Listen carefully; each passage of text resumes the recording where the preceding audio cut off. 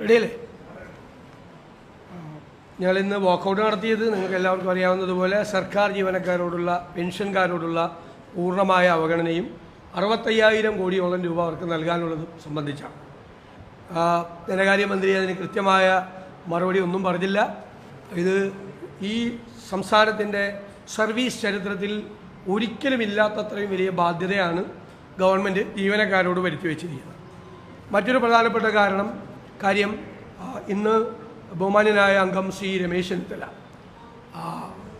നമ്മുടെ ഏലപ്പള്ളി പഞ്ചായത്തിൽ പാലക്കാട് സർക്കാർ അനുമതി കൊടുത്തിരിക്കുന്നതിൻ്റെ പിന്നിലുള്ള ബ്രൂവറിയും അതുപോലെ തന്നെ എത്തനോൾ പ്ലാന്റും എല്ലാം ബോട്ട്ലിംഗ് യൂണിറ്റും എല്ലാം സ്ഥാപിക്കാനുള്ള തീരുമാനത്തിൻ്റെ പുറകിലുള്ള അഴിമതിയെക്കുറിച്ച് എഴുതി കൊടുത്ത് അദ്ദേഹം സ്പീക്കർക്ക് മുൻകൂട്ടി എഴുതി കൊടുത്ത് അദ്ദേഹം ആരോപണം ഉന്നയിച്ചു. അതേ അവസരത്തിൽ തന്നെ പ്രതിപക്ഷം ഇതുവരെ ഉന്നയിച്ചുകൊണ്ടിരുന്ന ആരോപണങ്ങൾക്ക് C&AG അടിവരയിട്ടിരിക്കുന്ന ഒരു കാര്യം കൂടി പ്രത്യേകം. ഞങ്ങൾ നിയമസഭയിൽ പ്രതിപക്ഷ നേതാവെന്ന നിലയിൽ ഞാൻ ആരോപണം ഉന്നയിച്ചു. നിയമസഭയിൽ ശ്രീ PC വിശ്വനാഥ് എഴുതി കൊടുത്ത ആരോപണം ഉന്നയിച്ചതാണ് കോവിഡ് കാലത്തെ അഴിമതി. ആ കോവിഡ് കാലത്തെ അഴിമതി ഞങ്ങൾ ഉന്നയിച്ച മുഴുവൻ ആരോപണങ്ങൾ ശരിയാണ് എന്ന് C&AG റിപ്പോർട്ടാണ് ഇന്നലെ സഭയിൽ ടേബിൾ ചെയ്തത്. അതിലേറ്റവും പ്രധാനപ്പെട്ട കാര്യം 450 രൂപയ്ക്കും 500 രൂപയ്ക്കും ഇവിടെ PP കിറ്റ് കിട്ടുന്ന സമയത്ത് 1550 രൂപ കൊടുത്ത് മഹാരാഷ്ട്ര ആസ്ഥാനമായി പ്രവർത്തിക്കുന്ന സാൻ ഫാർമയിൽ നിന്നും 3 ഇരട്ടി വിലയ്ക്ക് 1550 രൂപയ്ക്ക് PP കിറ്റ് വാങ്ങിച്ചു എന്നായിരുന്നു ഒരു പ്രധാനപ്പെട്ട ആരോപണം. മുൻ ആരോഗ്യമന്ത്രി ഇന്നലെ അതിന് മറുപടി പറഞ്ഞത് ഇത് കിട്ടാനുണ്ടായിരുന്നില്ല, ആ സമയത്ത് ഇത് കിട്ടാനുണ്ടായിരുന്നില്ല, അതുകൊണ്ടാണ് അങ്ങനെ വാങ്ങിക്കേണ്ടി വന്നത് എന്നാണ്. ഇപ്പോൾ ഞങ്ങൾ ഇന്നൊരു കത്ത് പുറത്തു വിടുകയാണ്.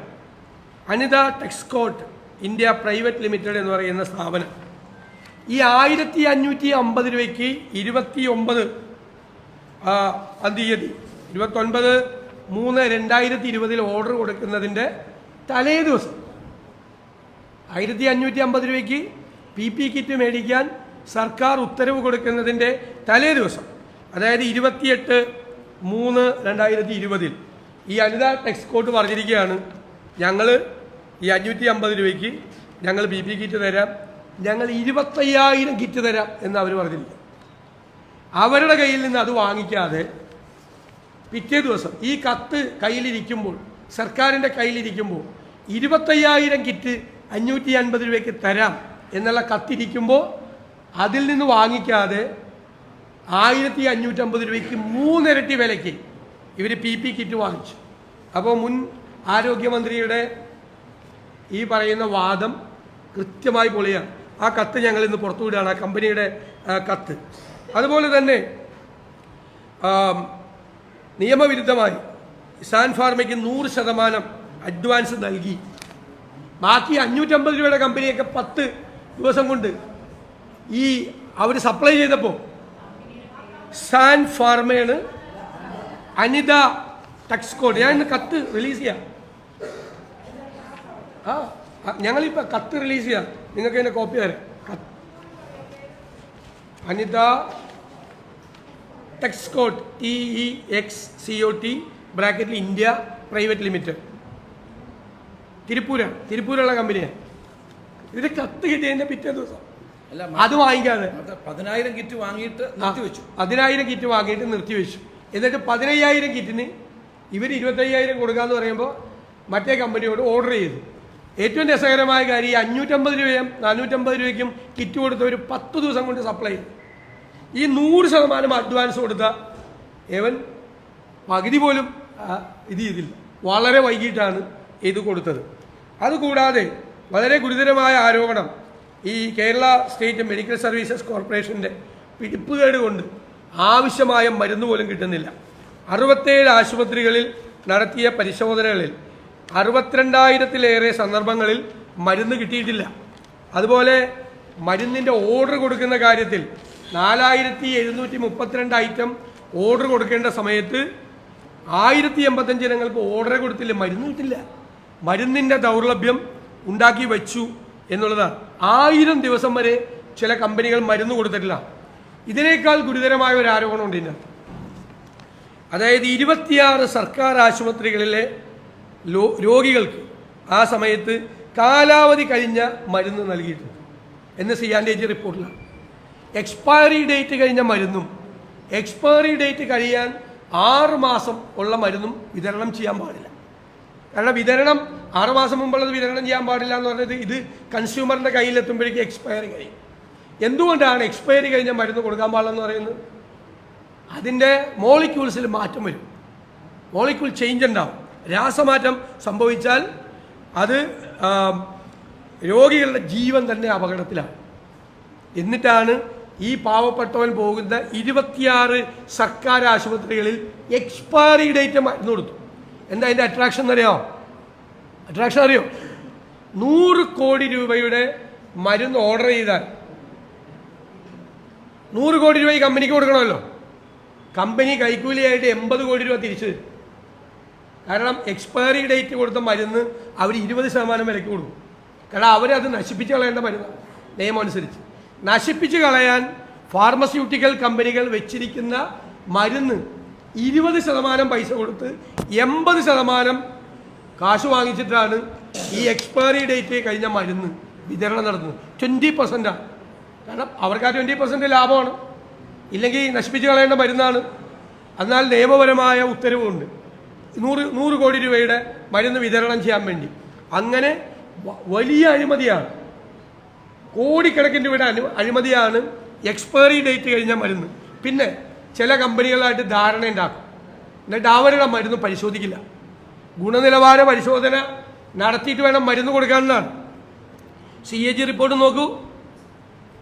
ഒരു വർഷത്തെ 54,000 ബാച്ച് മരുന്നുകളിൽ കേട്ടോളം 54,000 ബാച്ച് മരുന്നിൽ 8,700 ബാച്ചുകളുടെ ഗുണനിലവാരം മാത്രമാണ് പരിശോധിച്ചത്.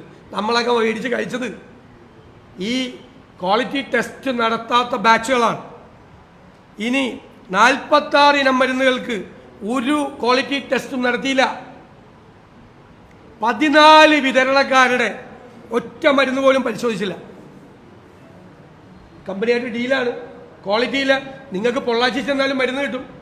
ഒരു ഗുളികയ്ക്ക് 25 രൂപയുള്ള ഗുളിക 1 രൂപയ്ക്ക് അല്ലെങ്കിൽ 50 പൈസയ്ക്ക് പൊള്ളാച്ചിയിൽ നിന്ന് കിട്ടും.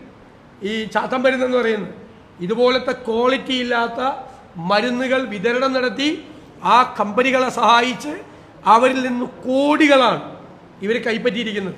ഈ കോവിഡ് കാലത്ത് ബഹുമാനായ ശ്രീ രമേശ് ചെന്നിത്തല പറഞ്ഞതുപോലെ പുര കത്തുന്ന സമയത്ത് അവർ വാഴ വെട്ടുകയായിരുന്നു.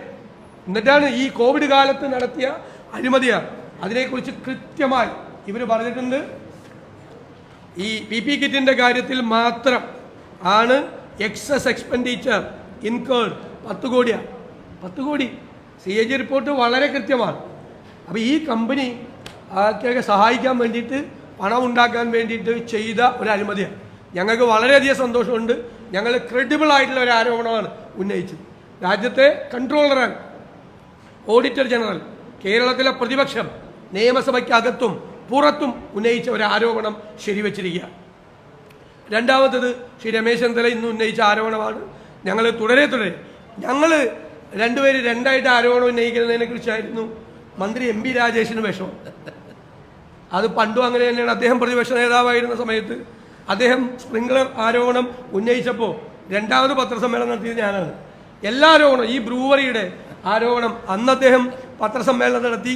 ആദ്യം പറഞ്ഞപ്പോൾ ഞാനാണ് പറഞ്ഞത്, രണ്ടാമത് നടത്തിയത് ഞങ്ങളെല്ലാം. ഇതാണ് അതുകൊണ്ടുകൂടി ഞങ്ങൾ ഇന്ന് ഒരുമിച്ച് ഇങ്ങ് വന്നത്. ആ വിഷമം മന്ത്രിയുടെ മാറിക്കോട്ടെ. പിന്നെ മന്ത്രി ഇന്നലെ പറഞ്ഞെന്താ? ഇന്നലെ പറഞ്ഞത് കണ്ടില്ലേ, ഇന്ന് നിയമസഭ തുടങ്ങി, ഈ ആരോപണം ഉന്നയിച്ചില്ല, അടിയന്തര പ്രമേയം കൊണ്ടുവന്നില്ല. ഇന്നലെ എന്താ കാര്യം? ഒന്ന് മന്ത്രി പാർലമെന്ററി കാര്യ മന്ത്രി കൂടിയാണ്. എൻ്റെ മന്ത്രി ഈ അഴിമതി ആരോപണം അടിയന്തര പ്രമേയമായിട്ട് ഉന്നയിക്കാൻ പറ്റുമോ? ആ റൂൾസ് ആൻഡ് പ്രൊസീജിയർ ഒന്ന് മറച്ചു നോക്ക്. അഴിമതി ആരോപണം അടിയന്തര പ്രമേയമായിട്ട് ഉന്നയിക്കാൻ പാടില്ല, എഴുതി കൊടുത്തിട്ടേ ഉന്നയിക്കാൻ പാടുള്ളൂ. ഇപ്പം ഞങ്ങൾ നേരത്തെ ഞങ്ങളുടെ പാർലമെന്ററി പാർട്ടി തീരുമാനിച്ചിരുന്നു ശ്രീ രമേശ് ചെന്നിത്തല ആരോപണം ഉന്നയിക്കും. ഇന്നലെ അദ്ദേഹം സ്ഥലത്തില്ല, അദ്ദേഹം ഒരു പരിപാടിയായിട്ട് ബന്ധപ്പെട്ട് ദൂരെയാണ്. ഇന്ന് അദ്ദേഹം വന്ന് ഇന്ന് ഉന്നയിച്ചു. ഇന്നലെ ഉന്നയിക്കാത്തതുകൊണ്ട് ഇതില്ലെന്ന് കാറ്റിപ്പോയെന്ന്. ഒരു മറുപടിയില്ല. അദ്ദേഹം അതിനെക്കുറിച്ചുള്ള വിശദാംശങ്ങൾ പറയും. പരിപാടികൾ പങ്കെടുക്കാനുള്ളത് കൊണ്ട് പിന്നെ അതിന് മുമ്പേ തന്നെ ഈ രണ്ട് കാര്യങ്ങളെക്കുറിച്ച് ഞാൻ പറയുകയാണ്. ഒന്ന്, പ്രതിപക്ഷം നേരത്തെ ഉന്നയിച്ചിട്ടുള്ള ആരോപണം ഇപ്പോൾ CNTG റിപ്പോർട്ടായിട്ട് വന്നിരിക്കുന്നു. അതുകൊണ്ട് തന്നെ അന്ന് ഉന്നയിച്ച ആരോപണത്തിൻ്റെ ക്രെഡിബിലിറ്റി എസ്റ്റാബ്ലിഷ്ഡാണ്. അതാണ് ഒരു കാര്യം ചൂണ്ടിക്കാണിക്കാനുള്ളത്. രണ്ടാമത്തെ കാര്യം ബഹുമാനായ ശ്രീ രമേശ് ചെന്നിത്തല പറയും, ഈ കേരളം മുഴുവൻ സമരം നടത്തി അവിടെ വെള്ളം ഊറ്റുന്നതിനെതിരായി കൊക്കോല കമ്പനിക്കെതിരായി സമരം നടത്തി ആ കമ്പനിയെ ഇവിടുന്ന് പറഞ്ഞയച്ചതാണ്. അവിടെയാണ് അതിനേക്കാൾ കൂടുതൽ വെള്ളം ഊറ്റുന്ന. അതുപോലെ തന്നെ ഇപ്പം പറഞ്ഞ ആരോപണങ്ങളൊക്കെ അതിനൊരു മറുപടി വാസ്തവത്തിൽ അവർക്ക് പറയാനുണ്ടെന്ന് തോന്നുന്നില്ല. ടെൻഡർ ചെയ്തിട്ടില്ല, ബാക്കിയില്ല, ഒന്നുമില്ല, നേരെ കൊടുത്തിരിക്കുകയാണ്. ഇനി അതിൻ്റെ വേസ്റ്റ് വേറെ ഉണ്ടാവും, ഇതിൻ്റെ വീട്ടുന്നതിൻ്റെ വേസ്റ്റ് വേറെ ഉണ്ടാവും. അപ്പോൾ ഇതൊന്നും നോക്കാത്ത ഈ നടപടി എന്തിൻ്റെ പേരിലാണ് എന്നുള്ളത് മറുപടി അവർ പറഞ്ഞിട്ടില്ല. ഇന്ന് പറഞ്ഞിട്ടേ ഉള്ളൂ. കേട്ടതിന് ശേഷം ബാക്കി പറയാം.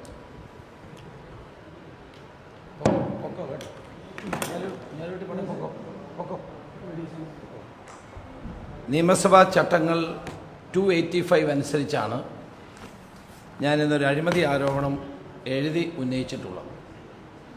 ഈ അഴിമതി ആരോപണം കേരളത്തിലെ ജനങ്ങൾക്ക് വേണ്ടി, പ്രത്യേകിച്ച് പാലക്കാട്ടെ കുടിവെള്ള ക്ഷാമം നേരിടുന്ന മഴനിഴൽ പ്രദേശമായ കഞ്ചിക്കോട്, പുതുശ്ശേരി, എലപ്പുള്ളി തുടങ്ങിയിട്ടുള്ള പ്രദേശങ്ങളിലെ ജനങ്ങൾക്ക് വേണ്ടിയാണ്. നിങ്ങൾ ഓർക്കുന്നുണ്ടാവും, കൊക്കക്കോള പ്ലാന്റ് പ്ലാച്ചിമടയിൽ അടച്ചുപൂട്ടാൻ വേണ്ടി സമരത്തിന് നേതൃത്വം കൊടുത്ത ആളുകളാണ് ഇടതുപക്ഷ മുന്നണി. അന്ന് ആ സമരത്തിൻ്റെ ഫലമായി കൊക്കക്കോള കമ്പനി അടച്ചുപൂട്ടി. അന്ന് പറഞ്ഞിരുന്നത് സാധാരണ ജനങ്ങൾക്ക് കുടിവെള്ളം കിട്ടുന്നില്ല, പാലക്കാട്ടെ നെല്ലറയായ പാലക്കാട്ടെ കർഷകർക്ക് കാർഷിക ആവശ്യങ്ങൾക്ക് വെള്ളം കിട്ടുന്നില്ല എന്നാണ്. അതേ ആളുകളാണിപ്പോൾ ഒയാസിസ് കൊമേഴ്സ്യൽ പ്രൈവറ്റ് ലിമിറ്റഡ് എന്ന കമ്പനിക്ക് ethanol plant, multi feed distillation unit, Indian നിർമ്മിത വിദേശ മദ്യ bottling unit, brewery, malt spirit plant, brandy wine plant എന്നിവ ആരംഭിക്കുന്നതിനുള്ള അനുവാദം കൊടുത്തത്. ഇതാണ് ക്യാബിനറ്റ് എടുത്ത തീരുമാനത്തിൻ്റെ ശേഷം ഇറക്കിയ സർക്കാർ ഉത്തരവ്. വാസ്തവത്തിൽ ഈ സർക്കാർ ഉത്തരവിൽ ഈ കമ്പനിയെ പുകഴ്ത്തുകയാണ്. എത്രയോ സർക്കാർ ഉത്തരവുകൾ നമ്മൾ വായിച്ചിട്ടുണ്ട്. ഈ സർക്കാർ ഉത്തരവിൽ പറയുന്നത് ഈ കമ്പനിയുടെ ക്രെഡിബിലിറ്റിയെ പറ്റിയാണ് പറയുന്നത്. ഈ കമ്പനിയെ പറ്റി പ്രതിപക്ഷ നേതാവ് പറഞ്ഞു നേരത്തെ, ഡൽഹിയിലെ മദ്യനയ കേസിൽ ഇതിൻ്റെ ഒരു ഡയറക്ടർ പ്രതിയാണ്. പഞ്ചാബിൽ അവിടെ വെള്ളം മലിനപ്പെടുത്തുന്നതുമായി ബന്ധപ്പെട്ട നിരവധി കേസുകൾ അവരുടെ കയ്യിലുണ്ട്. ആ കമ്പനിയാണ് ഏറ്റവും ക്രെഡിബിളായിട്ടുള്ളൊരു കമ്പനിയാണെന്നും മധ്യപ്രദേശ്, രാജസ്ഥാൻ, പഞ്ചാബ്, ഉത്തർപ്രദേശ് എന്നീ സ്ഥലങ്ങളിൽ 20 വർഷമായി അവരുടെ പ്രവർത്തന പാരമ്പര്യമൊക്കെ പറഞ്ഞിരിക്കുകയാണ്. അവിടെ നിന്നാണ് ഞങ്ങൾക്ക് തുടങ്ങാനുള്ളത്. ഈ കമ്പനിയെ എങ്ങനെ ഇവർ തിരഞ്ഞെടുത്തു? 2018 3 ഡിസ്റ്റിലറികളും 3 ബ്രൂവറികളും 1 ഡിസ്റ്റിലറിയും ആരംഭിക്കാനുള്ള തീരുമാനമെടുത്ത് അന്നത്തെ പ്രതിപക്ഷം ശക്തമായി എതിർത്തതുകൊണ്ട് അത് പിൻവലിക്കേണ്ടി വന്നു. ആ പിൻവലിച്ചതിന് ശേഷം ഒരു നിയമ നടപടിയും ചട്ടങ്ങളും പാലിക്കാതെയാണ് അന്ന് എഴുതി കൊടുത്തത്. ഇപ്പോൾ ഇതിനു വേണ്ടി എന്തായി? മദ്യനയം രൂപീകരിച്ചു. അത് കഴിഞ്ഞ് ക്യാബിനറ്റിൽ കൊണ്ടുപോയി. ക്യാബിനറ്റ് ഇപ്പോൾ അനുമതി കൊടുത്തിരിക്കുകയാണ്. എലപ്പുള്ളി പഞ്ചായത്തിൻ്റെ അനുമതിയില്ല. വാട്ടർ അതോറിറ്റി വെള്ളം കൊടുക്കാമെന്ന് ഒരിടത്തും പറഞ്ഞു. ഇന്ന് വാട്ടർ അതോറിറ്റിയുടെ ആളുകളുടെ പ്രസ്താവന പുറത്തു വന്നിട്ടുണ്ട്, അവർ വെള്ളം കൊടുക്കും എന്ന് പറഞ്ഞിട്ടില്ല. അവിടെ കിൻഫ്ര പാർക്കിലേക്ക് മലമ്പുഴ അണക്കെട്ടിൽ നിന്ന് വെള്ളം കൊടുക്കാൻ പോലുമില്ല. അവിടെ കുടിവെള്ളം കിട്ടുന്നില്ല. ആ സ്ഥലത്താണ് ഇപ്പോൾ ഈ ഒയാസിസ് കൊമേഴ്സ്യൽ പ്രൈവറ്റ് ലിമിറ്റഡ് എന്ന കമ്പനിക്ക് ഇത്രയും വലിയ പ്ലാന്റുകൾ സ്ഥാപിക്കാനുള്ള അനുവാദം കൊടുത്തിരിക്കുന്നത്. പ്രതിദിനം 5 ലക്ഷം ലിറ്റർ കുടിവെള്ളം ഇതിനു വേണ്ടി ഉപയോഗിക്കേണ്ടി വരും. ആദ്യത്തെ റൗണ്ട്. അത് കഴിഞ്ഞാൽ വീണ്ടും കൂടും. 80 മില്യൺ വരെ ഉപയോഗിക്കുന്ന തരത്തിലേക്ക് ഇത് മാറും. അവിടെ കാർഷിക ആവശ്യങ്ങൾക്ക് വെള്ളമില്ല, കുടിക്കാൻ വെള്ളമില്ല, ഇപ്പോൾ കിൻഫ്ര പാർക്കിലെ പല വ്യവസായങ്ങൾക്കും വെള്ളമില്ല. എന്തിനേറെ ജവാൻ എന്ന് പറയുന്ന പോപ്പുലർ ബ്രാൻഡായ മദ്യം കേരള ഗവൺമെൻറ് ഉൽപ്പാദിപ്പിക്കുന്നതാണ്. ആ മദ്യം നിർമ്മിക്കാൻ പോലും അവിടുത്തെ പ്ലാന്റിന് ഇതുവരെ വെള്ളം കൊടുക്കുന്നില്ല. അതുകൊണ്ട് ജവാൻ മദ്യം ഉൽപ്പാദിപ്പിക്കാൻ കഴിയുന്നില്ല. ഗവൺമെൻറ്റിൻ്റെ പ്ലാന്റാണ്, ഗവൺമെൻറ്റിൻ്റെ മലബാർ ഡിസ്റ്റിലറീസ് എന്ന് പറയുന്ന ഗവൺമെൻറ്റിൻ്റെ സ്ഥാപനത്തിന് പോലും വെള്ളം കിട്ടുന്നില്ല. അപ്പോഴാണ് പറയുന്നത് റെയിൻ വാട്ടർ ഹാർവെസ്റ്റിംഗ് നടത്തും. റെയിൻ ഷാഡോ ഏരിയ ആണിത്. മഴനിഴൽ പ്രദേശത്ത് എത്ര ശതമാനം വെള്ളം കിട്ടുമെന്ന് ഇവർ പഠിച്ചിട്ടുണ്ടോ? ശാസ്ത്രീയ പഠനം നടത്തിയിട്ടുണ്ടോ? ഭൂഗർഭ ജലത്തിൻ്റെ അളവ് പരിശോധിച്ചിട്ടുണ്ടോ? അതുമാത്രമല്ല, ഈ കമ്പനിയെ എങ്ങനെ തിരഞ്ഞെടുത്തു? ഇപ്പോൾ പറയുന്നത് ഒയാസിസ് എന്ന് പറയുന്ന കമ്പനി ലിസ്റ്റ് ചെയ്ത കമ്പനിയാണ്. ധാരാളം കമ്പനികൾ ലിസ്റ്റ് ചെയ്തിട്ടുണ്ട്. ഇപ്പോൾ ഓയിൽ കമ്പനികളുടെ പിന്തുണയുണ്ടെന്നാണ് പറയുന്നത്. ഏത് ഓയിൽ കമ്പനിയാണ് ഇവരെ പിന്തുണച്ചതെന്ന് ഞങ്ങൾക്കറിയില്ല. രാജ്യത്ത് നിരവധി ഓയിൽ കമ്പനികളുണ്ട്, പ്രൈവറ്റ് ഓയിൽ കമ്പനികളുണ്ട്. അവരാരെങ്കിലും ഒരു സർട്ടിഫിക്കറ്റ് കൊടുത്തതിൻ്റെ പേരിൽ അവരെ മാത്രം എങ്ങനെ തിരഞ്ഞെടുത്തു? വളരെ ഗൗരവമായ മറ്റൊരു കാര്യം കൂടി ഞാൻ പറയാൻ ആഗ്രഹിക്കുന്നു. തെലങ്കാനയിലെ കഴിഞ്ഞ ഗവൺമെൻറ് KSR അല്ലേ, KSR ചന്ദ്രശേഖർ റാവുവിൻ്റെ ഗവൺമെൻറ് ഇതിൻ്റെ പിന്നിലുണ്ട്. ചന്ദ്രശേഖർ റാവു ഈ ഇടപാടിൻ്റെ പിന്നിലുണ്ട്. അതുപോലെ തന്നെ ആ ഇടപാടും മുഖ്യമന്ത്രിയും ചന്ദ്രശേഖർ റാവുവും തമ്മിലുള്ള ബന്ധം എല്ലാവർക്കും അറിയാം. ഞാൻ ഇപ്പോഴേ അത്ര മാത്രമേ പറഞ്ഞു നിർത്തുന്നുള്ളൂ.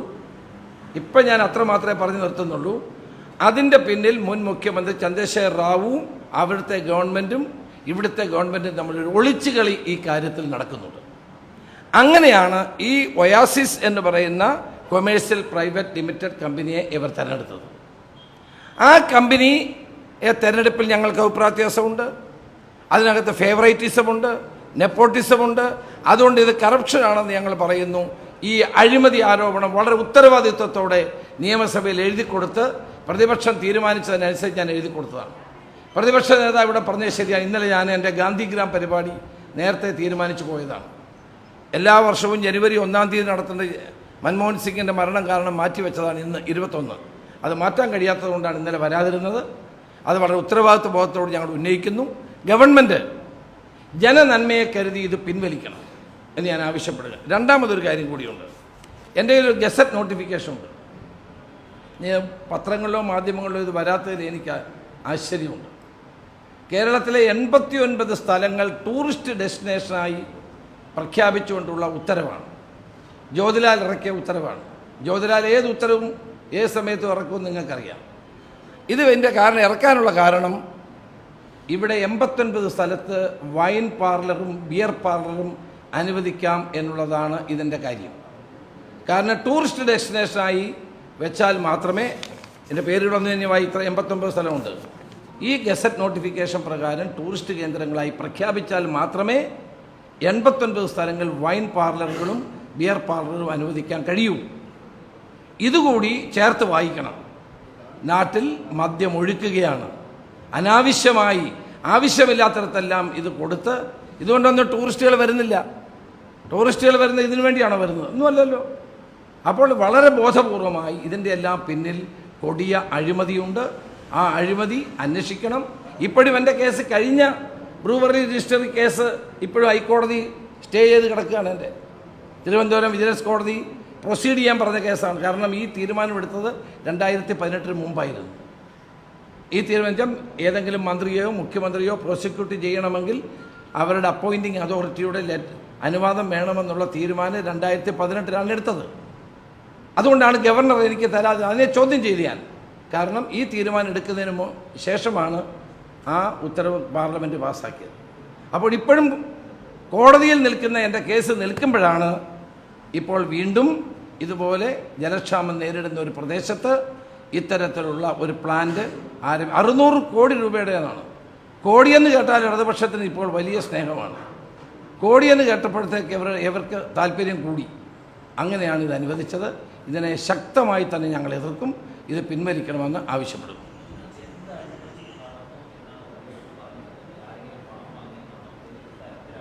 ഞാൻ പറഞ്ഞല്ലോ, CPM-ന്റെ എന്നും ഒരു കറവ പശുവാണ് എക്സൈസ് ഡിപ്പാർട്ട്മെൻറ്റ്. 3 ഡിസ്റ്ററിയും 3 ബ്രൂവറിയും 1 ഡിസ്റ്ററിയും അനുവദിക്കാൻ വന്നപ്പോൾ ഞങ്ങൾ എതിർത്തത് കാര്യകാരണ സഹിതമായിരുന്നു. അത് മനസ്സിലാക്കിയിട്ടാണ് മദ്യനയത്തിൽ ആദ്യം മാറ്റം വരുത്തുന്നു, ക്യാബിനറ്റിൽ കൊണ്ടുപോകുന്നു, ക്യാബിനറ്റ് തീരുമാനിക്കുന്നു. അപ്പോൾ ഇതിൻ്റെ പിന്നിൽ വൻ അഴിമതിയാണ്, പാർട്ടി നടത്തിയ ഒരു വലിയ അഴിമതിയാണ്.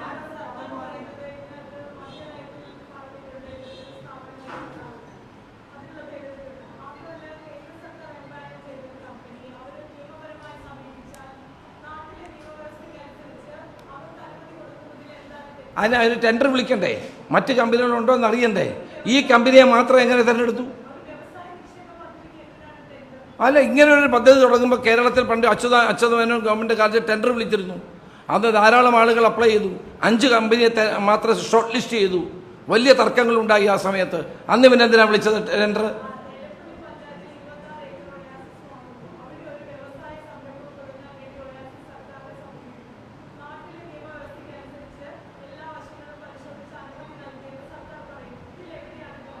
ഇത് 3 കാര്യങ്ങളുണ്ട്. ഒന്ന്, എലപ്പുള്ളി പഞ്ചായത്തിൽ ഈ ശാസ്ത്രീയ പഠനം നടത്തിയിട്ടുണ്ടോ ഇവിടെ വെള്ളം കിട്ടുമെന്ന്? വാട്ടർ അതോറിറ്റി പറയുന്നു കിട്ടുന്നില്ല എന്ന് പറയുന്നു.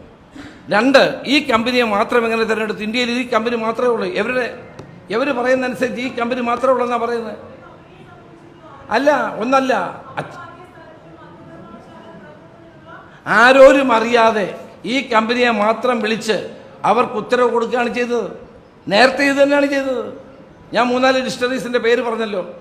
നിലവിൽ പോലും ഇല്ലാത്ത കമ്പനികളെ കടലാസിൽ അപേക്ഷ വാങ്ങി അവർ ഓർഡർ കൊടുക്കുകയാണ് ചെയ്തത്. അന്നത് പിൻവലിക്കേണ്ടി വന്നില്ലേ?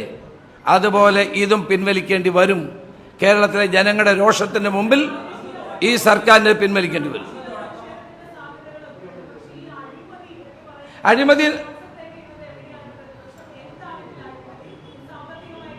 സാമ്പത്തിക അഴിമതി തന്നെയല്ല. പിന്നെന്തോ അഴിമതി? പിന്നെന്തോ അഴിമതിയാ? അതും ആ പാർട്ടി വാങ്ങിക്കുന്നു. മാർക്സിസ്റ്റ് പാർട്ടി എപ്പോഴും ചെയ്തുകൊണ്ടിരിക്കുന്ന ഇതാണ്.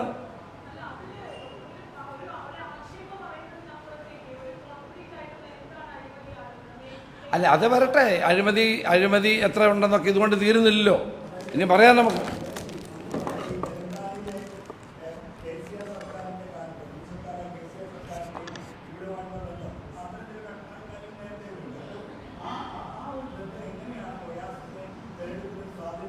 അത് വരട്ടെ. ഇതിപ്പോൾ എല്ലാം ഒറ്റയടിക്ക് പറയണ്ടല്ലോ. അത് വരട്ടെ. ഇനിയുള്ള ദിവസങ്ങളിൽ നിങ്ങൾക്ക് വാർത്ത വേണ്ടേ? ഇതിൽ വളരെ വളരെ സിമ്പിളായിട്ടൊരു കാര്യം പറയാം. ഒന്ന്, ഇത് കഴിഞ്ഞ ഗവൺമെൻറ്റിൻ്റെ കാലത്ത് ശ്രമിച്ച് പരാജയപ്പെട്ട ഇവർക്ക് കൊടുക്കാൻ വേണ്ടി ഈ മദ്യനയത്തിൽ, നിങ്ങൾ മദ്യനയത്തിലെ 24 നോക്കൂ എന്നാണ് എക്സൈസ് മന്ത്രി പറഞ്ഞത്. 24-ൽ എന്താ പറഞ്ഞിരിക്കുന്നത്? എക്സ്ട്രാ ന്യൂട്രൽ ആൽക്കഹോൾ ഉണ്ടാക്കാൻ അനുമതി കൊടുക്കുമെന്നാണ്. ഈ അനുമതി അതാണ്. അദ്ദേഹം വായിച്ചല്ലോ. Ethanol plant, multi feed distillation unit, Indian made foreign liquor bottling plant, brewery plant, multi spirit plant, brandy plant, എല്ലാം അനുമതി കൊടുത്തിരിക്കുക. നിങ്ങൾ പറഞ്ഞതിന് നിങ്ങളുടെ ചോദ്യം കറക്റ്റാണ്. ഒറ്റ മറുപടിയുള്ള അതിന് വേറൊരാളും അറിഞ്ഞില്ലത്. കേരളത്തിൽ പ്രവർത്തിക്കുന്ന ഡിസ്റ്റിലറികൾ പോലും ഒരാളും അറിഞ്ഞില്ല. ഒരൊറ്റ ആൾ അറിഞ്ഞില്ലത്. അപ്പം ഈ 2 കൊല്ലം മുമ്പ് ഈ കമ്പനി കോളേജ് തുടങ്ങാനാണ് എന്ന് പറഞ്ഞ് എലപ്പുള്ളിയിൽ വന്ന് 26 ഏക്കർ മേടിച്ച് പഞ്ചായത്തിനെയും നാട്ടുകാരെയും പറ്റിച്ച് കോളേജ് തുടങ്ങാൻ പോവാണെന്ന് പറഞ്ഞ് തുടങ്ങി.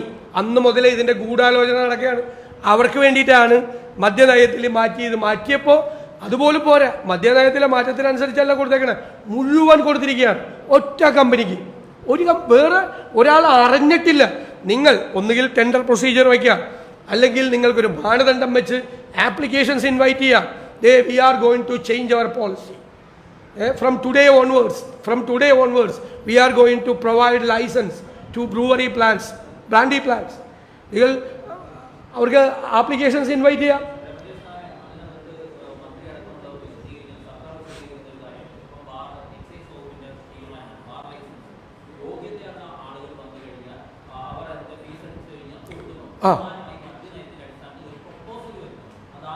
അത് കേരളത്തിലുള്ള മുഴുവൻ ആളുകൾക്കും അറിയാമല്ലോ. നിങ്ങൾക്ക് 3 സ്റ്റാറോ 4 സ്റ്റാറോ 5 സ്റ്റാറോ നിങ്ങൾക്ക് കിട്ടാനുള്ള പ്രൊസീജിയർ എന്താണ്? ഇവരിവിടെ അനുവദിക്കുന്നുണ്ട്. സംസ്ഥാന സർക്കാർ അത് ക്ലാസിഫൈ ചെയ്ത് അത് അനുവദിക്കുന്നുണ്ട്. എനിബഡി ക്യാൻ അപ്ലൈ, അല്ലേ? ആർക്ക് വേണമെങ്കിലും അപ്ലൈ ചെയ്യാം. ഇവിടെ പറ്റുമായിരുന്നോ? ഇവിടെ ആരെങ്കിലും അറിഞ്ഞോ? നിങ്ങൾ മാധ്യമങ്ങൾ അറിഞ്ഞോ? കേരളത്തിലത് ചർച്ചയാക്കിയോ? മദ്യനയത്തിലൊരു വലിയ മേജർ ചേഞ്ച് കൊണ്ടുവന്നിട്ട് അതിൻ്റെ മറവിൽ ഒറ്റ കമ്പനിക്ക്, എന്നിട്ട് കമ്പനിയെ പുകഴ്ത്തുകയായിരുന്നു മന്ത്രി ആദ്യത്തെ ദിവസം. ഈ ഓർഡറിലുണ്ട് കമ്പനിയെ പുകഴ്ത്തുക. ആ കമ്പനി പുകഴ്ത്തിയ കമ്പനിയാണ് ഡൽഹി ലിക്കർ സ്കാമിൽ പ്രതിയായി അറസ്റ്റ് ചെയ്യപ്പെട്ട ആൾ. പഞ്ചാബിൽ ഈ കമ്പനി തുടങ്ങിയിട്ട് 4 കിലോമീറ്റർ റേഡിയസിൽ അണ്ടർഗ്രൗണ്ട് വാട്ടർ മുഴുവൻ, ഗ്രൗണ്ട് വാട്ടർ മുഴുവൻ പൊള്യൂട്ട് ചെയ്തു, മലിനമാക്കി. എന്നിട്ട് ഇവർ ബോർവെൽ വഴി ഇൻഡസ്ട്രിയൽ വേസ്റ്റ് ഭൂഗർഭ ജലത്തെ മലിനമാക്കാൻ ഇട്ടു. Central pollution control board, Punjab pollution control board joint inspection നടത്തി. ഇവർ എൻവയൺമെന്റ് റൂൾസ് മുഴുവൻ വയലേറ്റ് ചെയ്ത് ഇവർ ഇത് പൊള്യൂട്ട് ചെയ്തെന്ന് പറഞ്ഞ കമ്പനിയാണ്. ആ കമ്പനിയാണ് കേരളത്തിലെ സർക്കാർ ഉത്തരവിലൂടെ പ്രകീർത്തിച്ചിരിക്കുന്നത്.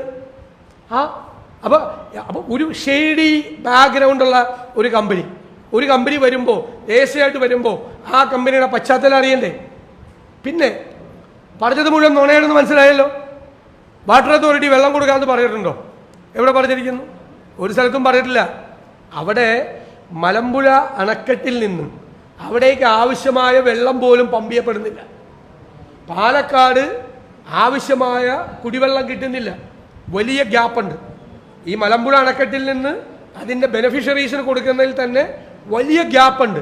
അത് ഓഗ്മെന്റ് ചെയ്ത് വലിയ സ്കീമായിട്ട് വരേണ്ട സ്കീമാണ്. പാവപ്പെട്ടവർക്ക് തന്നെ കൊടുക്കണമെങ്കിൽ അതില്ല. പാലക്കാടത്തെ ഭൂഗർഭ ജലവിധാനം പഠിച്ചിട്ടുണ്ടോ? മറ്റ് തിരുവനന്തപുരത്തിനേക്കാൾ താഴെയാണ്, മറ്റ് ജില്ലകളേക്കാൾ താഴെയാണ് ഗ്രൗണ്ട് വാട്ടർ ലെവൽ. അവിടെ കൊണ്ടുപോയി ഒരു 80 ദശലക്ഷം ലിറ്റർ വരെ ഈ പ്രോജക്റ്റുകൾ കംപ്ലീറ്റ് പൂർത്തിയാക്കിയ 80 ദശലക്ഷം ലിറ്റർ വെള്ളം ഒരു ദിവസം. എത്ര മലമ്പുഴയുടെ കപ്പാസിറ്റി എത്ര അറിയോ? 200 ദശലക്ഷം ആണ് മലമ്പുഴ അണക്കെട്ടിൻ്റെ കപ്പാസിറ്റി. അത് വെള്ളം കൊടുക്കുകയാണ്. 400 ദശലക്ഷം യൂണിറ്റാണ് ആവശ്യം. പാലക്കാടും ഈ പരിസര പ്രദേശത്തും മലമ്പുഴ അണക്കെട്ടിൻ്റെ ബെനഫിഷ്യൽ ഏരിയയിൽ ഡിമാൻഡ് 400 ദശലക്ഷം യൂണിറ്റാണ്. മലമ്പുഴ അണക്കെട്ടിൻ്റെ കപ്പാസിറ്റി 200 ദശലക്ഷം യൂണിറ്റാണ്. മനസ്സിലായല്ലോ ഗ്യാപ്പ്?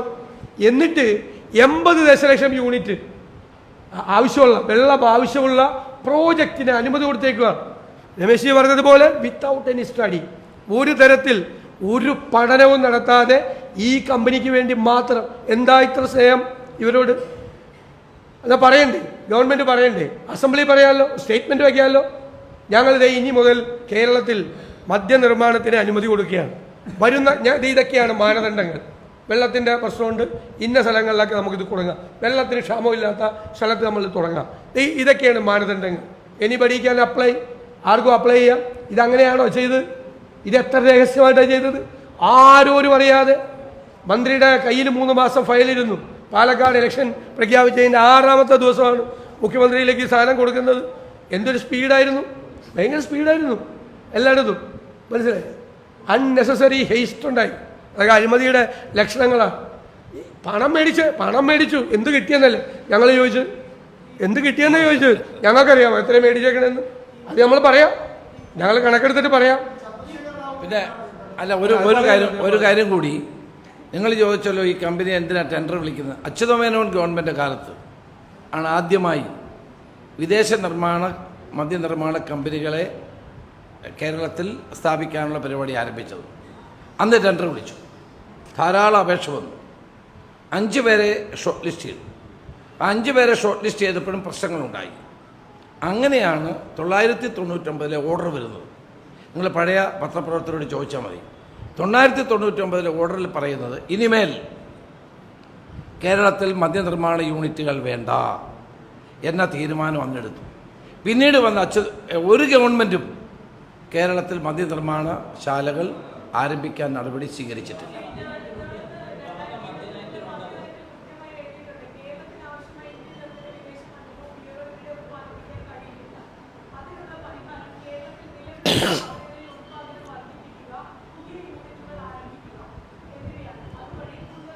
അല്ല, അതെ, അങ്ങനെ പറഞ്ഞെങ്കിൽ ഞാൻ പറയട്ടെ, അങ്ങനെ പറഞ്ഞെങ്കിൽ പോലും ഇങ്ങനെ ഒരു നടപടി ആരംഭിക്കുമ്പോൾ അതിന് ജനങ്ങളെ ബോധ്യപ്പെടുത്തണ്ടേ?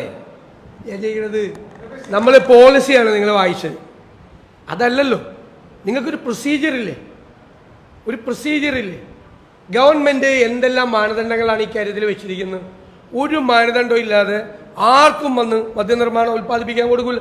ബാർ അങ്ങനെ കൊടുക്കുമോ? നേരത്തെ ചോദിച്ചല്ലോ, ബാർ അങ്ങനെ കൊടുക്കുമോ? കൊടുക്കില്ല. There are conditions. ITDCയുടെ ക്ലാസിഫിക്കേഷൻ ഉൾപ്പെടെയുള്ള കേന്ദ്ര ഗവൺമെന്റ് പിന്നെ കേരളത്തിൻ്റെ എക്സൈസ് ടീമിൻ്റെ കണ്ടീഷൻ്റെ എല്ലാം കൂടി നോക്കിയിട്ടാണ് ക്ലാസിഫിക്കേഷൻ വരും, അവരെ വരും എല്ലാം ചെയ്യുന്നത്. ഒരു പ്രൊസീജിയറും ഇല്ലാതെ, ഒരു നടപടിക്രമവും ഇല്ലാതെ, ആരെയും അറിയിക്കാതെ, വേറൊരു കമ്പനിക്ക് ഒരു അപേക്ഷ കൊടുക്കാൻ പോലുമില്ല, അവസരം പോലും ഇല്ലാതെ ഇവരുമായിട്ട് മാത്രം എന്താ ചർച്ച നടത്തി? ഇവർ കേരളത്തിലുള്ള ഡിസ്റ്റിലറികളൊന്നും അറിഞ്ഞില്ല. മറ്റേ മധ്യപ്രദേശിലും പഞ്ചാബിലുള്ള കമ്പനി അറിഞ്ഞു. അതെന്താ രഹസ്യം? അതെന്താ അവരെങ്ങനെ അറിഞ്ഞത്? കേരളത്തിലെ മദ്യനയം മാറ്റി ഞങ്ങൾ അപേക്ഷ കൊടുത്താൽ ഇപ്പം തന്നെ നമുക്കിത് കിട്ടും എന്ന് മധ്യപ്രദേശിലെയും പഞ്ചാബിലെയും കമ്പനി എങ്ങനെ അറിഞ്ഞു? കേരളത്തിലെ ഒരു ഡിസ്റ്റിലറി പോലും, ഒരു ഡിസ്റ്റിലറിക്കാർ പോലും അറിഞ്ഞിട്ടില്ല. അത്രയും മതി, അത്രയും മതി. അത് വരട്ടെ, ഇതിപ്പോൾ എല്ലാം കൂടെ ഒരുമിച്ച് പറയണോ? വരട്ടെ, പറയാം.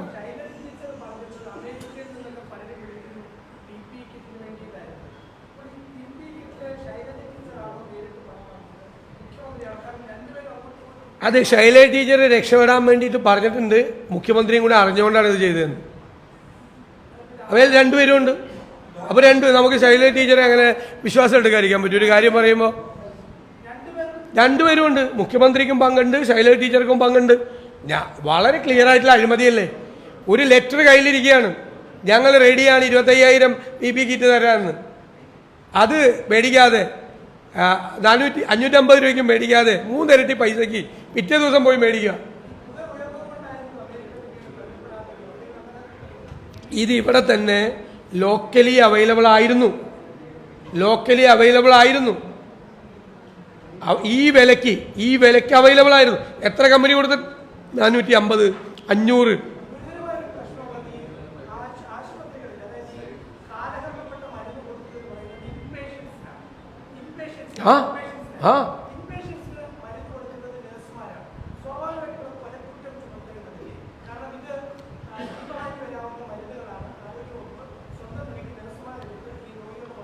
CAGയുടെ ഫൈൻഡിങ് ഇതിലെ രാസമാറ്റം, എക്സ്പയറി കഴിഞ്ഞാൽ മരുന്ന് കഴിക്കാൻ പാടില്ല എന്ന് പറയുന്നത് രാസമാറ്റം ഉണ്ടായി ജീവനാശം വരെ ഉണ്ടാകാനുള്ള സാധ്യതയുണ്ടെന്നുള്ള എക്സ്പേർട്ട് ഒപ്പീനിയനാണ് അവരിവിടെ പ്രകടിപ്പിച്ചിരിക്കുന്നത്.